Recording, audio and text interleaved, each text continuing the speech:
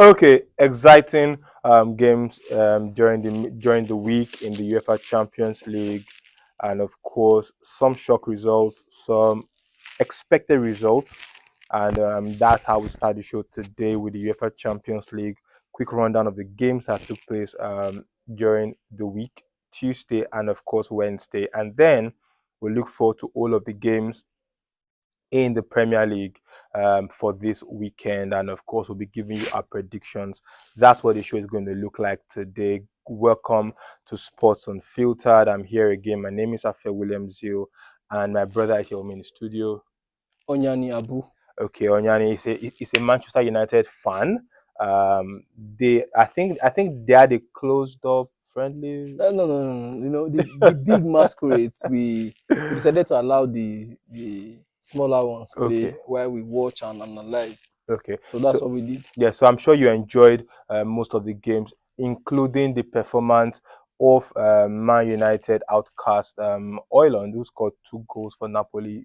But we'll get to that game. But quickly, let's start with the shock for me. The shock of the week was Liverpool losing at Galatasaray. I called that. I told you on Monday when we had the conversation that I expected Victor Osimehn to become a nightmare for Liverpool, and it came to pass. Yeah, you know, when you predicted it, I, I felt you were just you didn't want to go with the flow. Yeah. Because I remember it was 3 of us having that conversation, and then Yeah. I said 3-0. The other person said no. I said 3-1.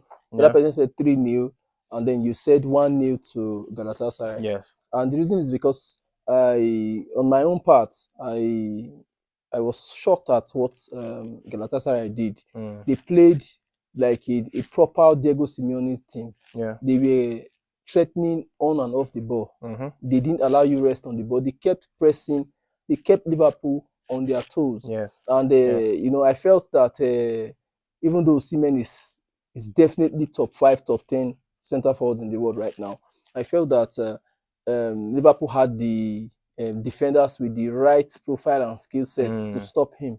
Because Osimehn is the striker that takes the law into his hands. He likes to bully other defenders. He likes to protect the ball. And I felt that, okay, Van Dijk and Konate were up to the task.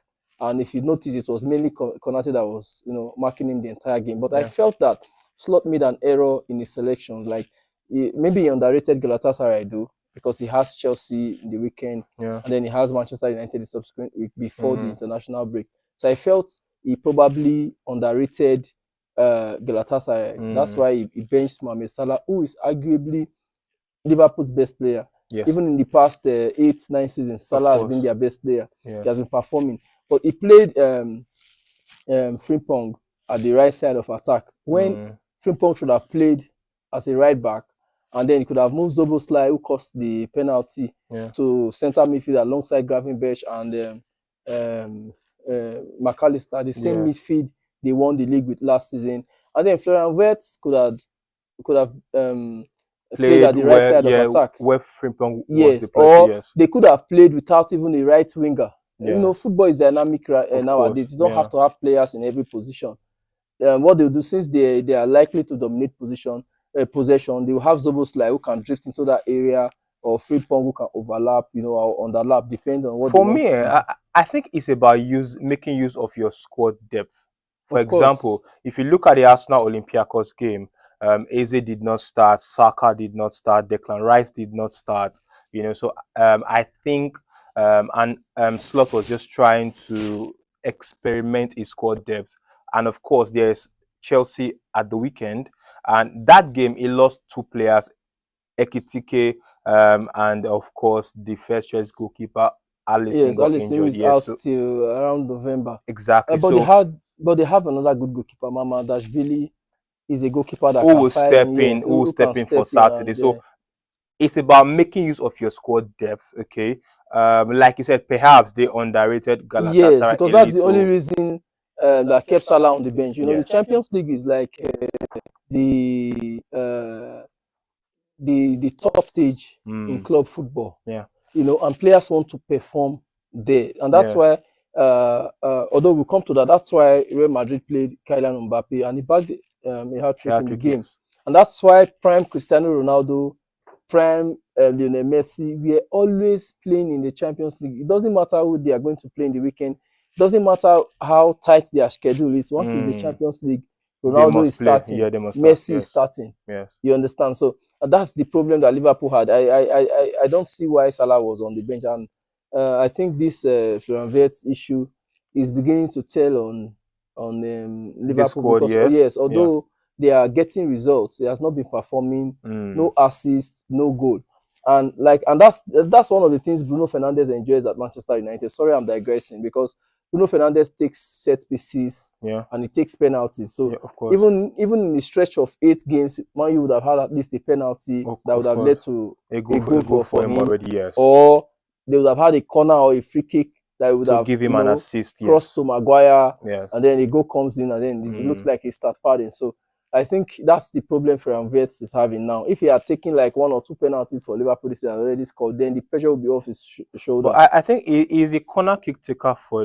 Liverpool so far. Yeah, And yes, he is. yeah, they rotate it. They rotate that, yeah, Unlike but Arsenal it that takes a plays, lot of corner kicks. yes. Unlike Arsenal And that mainly plays Odegaard from the right side and Rice right from the left, from the left side. or Saka, Yes. if Saka is on the pitch. All right, so another English team that did well. Okay, that did well. Liverpool did not do well. But Chelsea hosted former manager Jose Mourinho, and of course, it was a 1-0 victory for Chelsea. Should Chelsea be worried? Is their third red card in a row? Yes, although it was Benfica that now had the red card against Chelsea, but coming to the weekend, I think Maresca should sit the players. Okay. You should sit with them, have a proper discussion with them because Yes. they lost to Bayern Munich with a red card. Yeah. Or thereabouts. They lost to Manchester United with a red No, card. Manchester United Okay, red Manchester card. United first. Brighton Yes, red Brighton. card. Then Benfica. João Pedro got sent off. Chelsea, they have a disciplinary issue right now. That I think Maresca has to sit with the players. He has to talk to them. He has to, because if you have a red card against Liverpool, you're going to die. That's just it. Liverpool, even I'm seeing the game swinging to Liverpool's favor, even though they are away. They are coming to Stamford Bridge. I'm seeing them dominating and trying to pick up the points because. But Chelsea has not lost to Liverpool at Stamford Bridge for about since 2013, if my stat is correct. They've not beaten Liverpool. Liverpool has not gotten 3 points at Stamford Bridge for a long time. They've had plenty of draws, so I think that gives me confidence in the weekend game.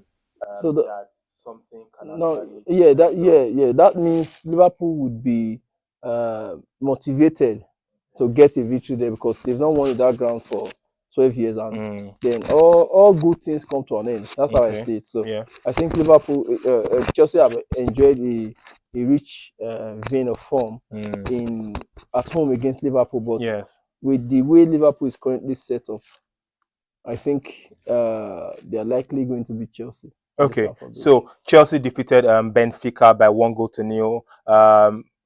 I think for me, one good thing Chelsea fans can take from this game is that Maresca seemed to he played with one man down and was able to manage the game. He made the right subs. He was able to contain Benfica, even though Chelsea went one man down. So that may look like the little light at the end of a tunnel for them, because against Brighton, they went a man down and they lost 3-1. Against United, they went a man down. They lost 2-1. So this looks like a better performance from the boys. The other English team that was playing on Tuesday, Tottenham Hotspur, went all the way to Bodo Glimt and had to rescue a 2-2 draw. Atletico Madrid completely destroyed Eintracht Frankfurt 5-1. And of course, the match you mentioned earlier, Real Madrid taking on the newcomers in the UEFA Champions League, Kairat Almaty, and it was a 5-0 demolition.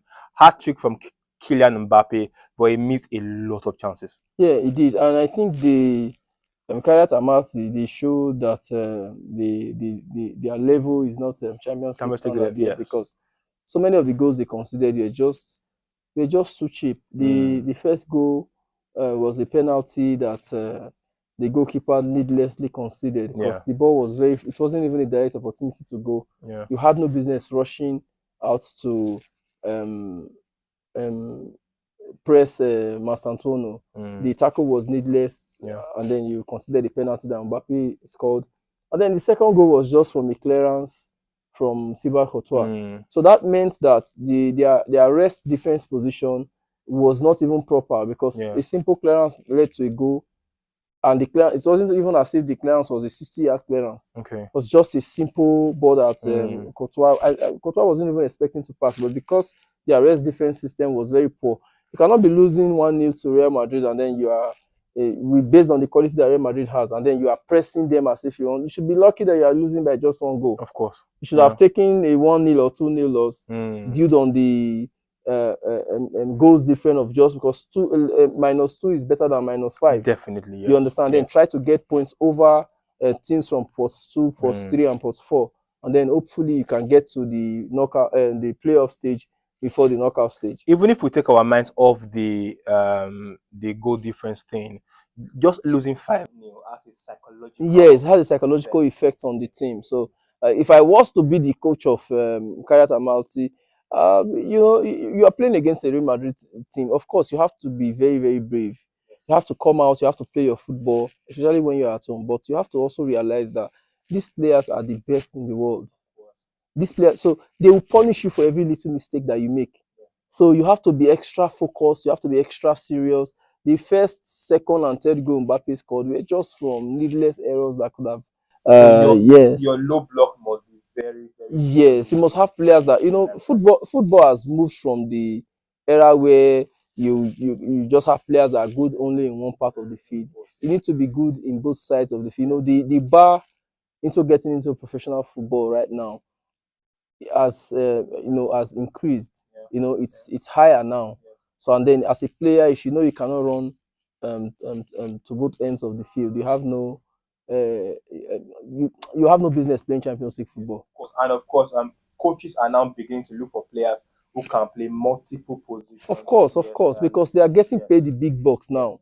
So, multiple position play is very important for professional footballers nowadays. Wednesday, Newcastle, of course, completely destroyed Union Gilois. Gilois had a very good first game. They beat PSV. For me, that was a shocking result. But when they met Newcastle, Newcastle was just too. Did you watch Barcelona and Newcastle United versus Barcelona in the first game? Newcastle were fantastic. I mean, they lost by. At the end of the game, you could see that Barcelona players were very, very tired. Yeah. Obviously, Newcastle gave them a run for their money. Yeah. Newcastle are a very dominant team, offensively or defensively. That's why I was surprised Arsenal actually scored via 2 corners against Newcastle United. It's very, very shocking because they have the players to physically bully you. They are fast, they are strong. Yes. So when you play a team like Newcastle, they don't even have to be very, very creative. That's something I've noticed about this Newcastle United team and Eddie Howe. It doesn't need this creative type of football. It wants to wear you down with pace and power.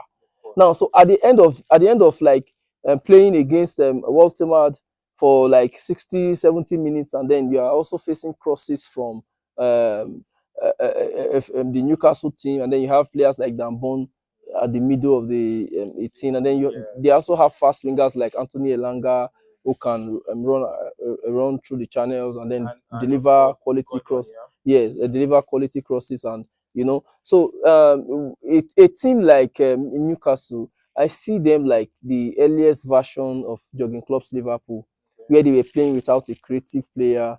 They relied on speed and gegenpressing, win the ball high up the pitch, and then 2-3 passes, they've already taken a shot. That's what Newcastle are currently doing.